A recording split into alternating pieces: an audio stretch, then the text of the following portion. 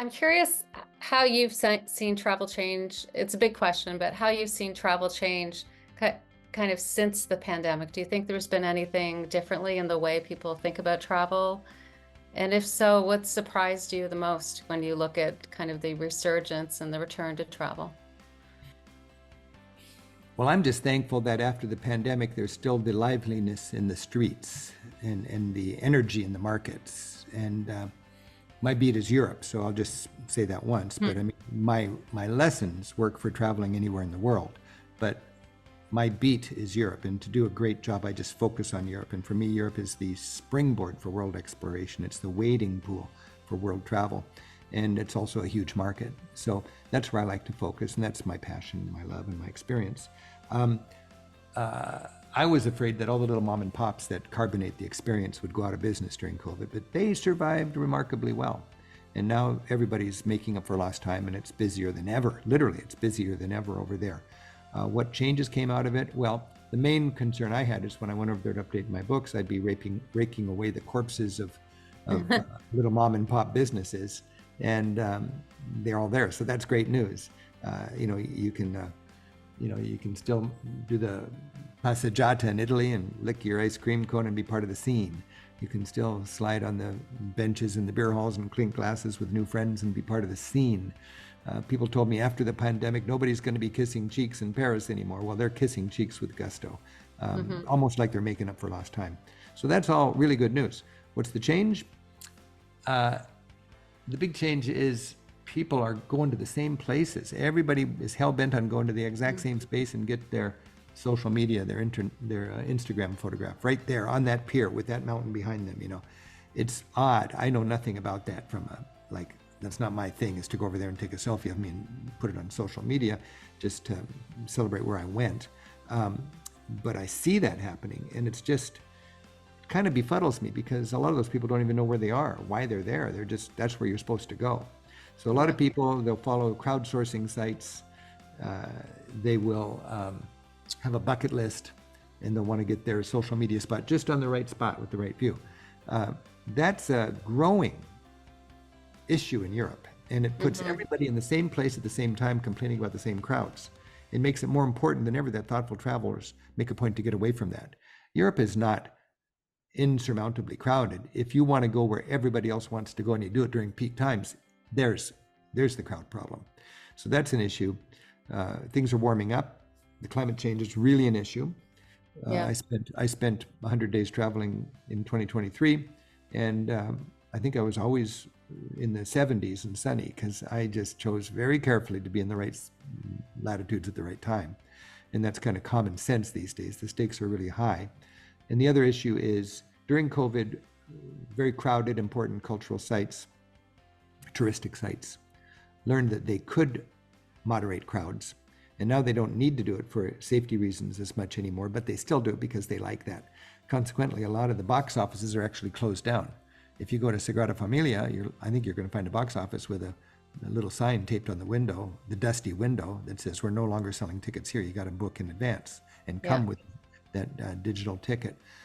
That's something that is an adjustment for people who've traveled a lot, because we like to go to the site, buy the ticket from a real person, give them some cash, get a ticket, and go in. You don't do that anymore. So that makes it important when we're traveling to know. And when I update my guidebooks, it's almost like I need a sidebar on the first page of every city chapter. If you're going to Amsterdam, you want to see Van Gogh, the Rijksmuseum for the Rembrandts, Anne Frank's house. And if you want to go to a trendy restaurant for a great dinner, there's 4 things that you really should be thinking about in advance. Get those tickets nailed down in advance. That clips our wings if we're the traveling bird that likes to go in the spur of the moment, but you can't really get away with that if you want to go to the popular places anymore.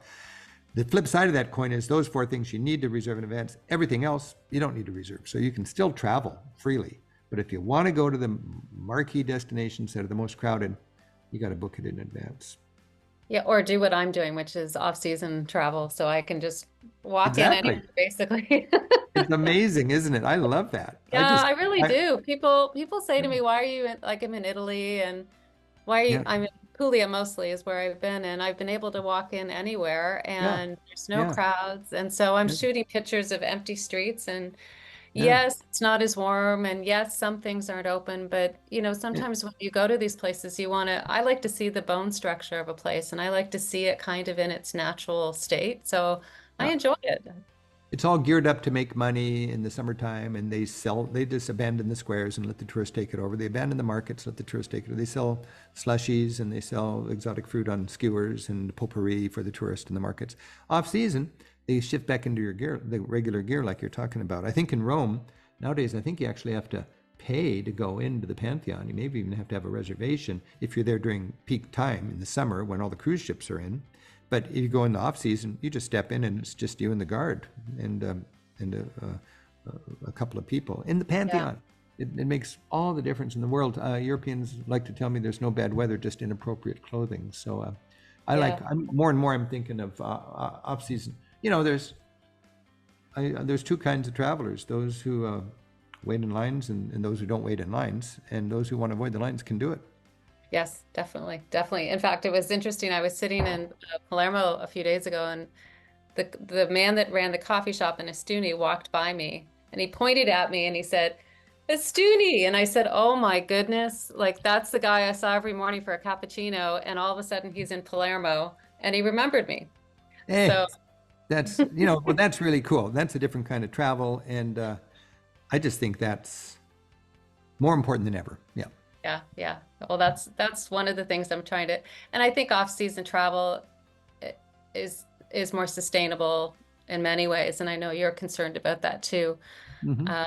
And with our readers, we're older and we have the flexibility to travel in the off season and stay for longer periods of time. And Yeah. I'd like to think that women can really make a big difference in travel and that we can make a lot of good decisions with our dollars. So I love the thought of somebody like you, a good traveler, man or woman, alone, so accessible to meet people and to become part of the scene where the merchant recognizes you and ciao the next day.